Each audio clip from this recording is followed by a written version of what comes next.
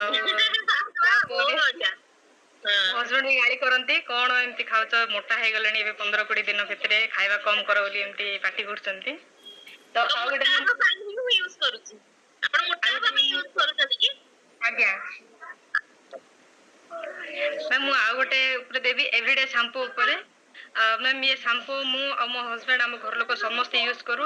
Ma'am ମୋର ଚୁଟି ମାନେ ବହୁତ କମ ଥିଲା ଆଉ ଝଡୁଥିଲା ବି ବହୁ ଆଉ ଚୁଟି ଗୁଡାକ ସେ ଯୋଉ ଫାଟି ଫାଟି ରହୁଥିଲା ଏବେ କିନ୍ତୁ ବହୁତ ବଢିଆ ଚୁଟି ମୋର ହେୟାର ବହୁତ ଗ୍ରୋ କରୁଛି। ମୁଁ ଟିକେ ଦେଖିବା ପାଇଁ ଶୋ କରିବି ଚୁଟି ମାନେ ବହୁତ ଲମ୍ବା ହେଇଯାଇଛି ମୋ ଚୁଟି। ସତରେ ମାନେ ଏଇ ଜିନିଷଟା ଖୁସି ଲାଗେ ବହୁତ ହେଇଯାଇଛି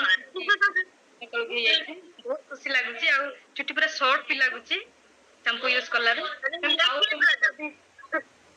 ଆଉ ଗୋଟେ ମୁଁ କହିବି ନନି ପେଷ୍ଟ। ଏଇ ପେଷ୍ଟ ବହୁତ ମ୍ୟାମ୍ ମୋ ଶାଶୁଙ୍କର ପ୍ଲସ ମୋ ହଜବେଣ୍ଡଙ୍କର ଦାନ୍ତ ମାନେ ପେନ୍ ହୁଏ ଆଉ ପୋକ କାଟିଥାଏ ତାଙ୍କର ଦାନ୍ତ। ତ ଏ ପେଷ୍ଟ ୟୁଜ କଲେ ତାଙ୍କୁ ବହୁତ ବଢିଆ ଲାଗୁଛି ଆଉ ସେ କହୁଛନ୍ତି କି ଏ ପେଷ୍ଟ ଆଉ 2ଟା ମଗାଅ ମତେ ବହୁତ ଭଲ ଲାଗୁଛି ବୋଲିକିନା। ତ ମୁଁ ଆହୁରି ବି ଅର୍ଡର କରିଛି। ମ୍ୟାମ୍ ଆଉ ଗୋଟେ ହଉଛି spray ma'am vitamin D3 daily spray. ମୋ ଶାଶୁଙ୍କର ଏଇ ପିଠି ପଛପଟ ଟିକେ ପେନ୍ ହଉଥିଲା ଆଉ ଆଣ୍ଠୁ ଟିକେ ପେନ୍ ହଉଥିଲା ମ୍ୟାମ୍।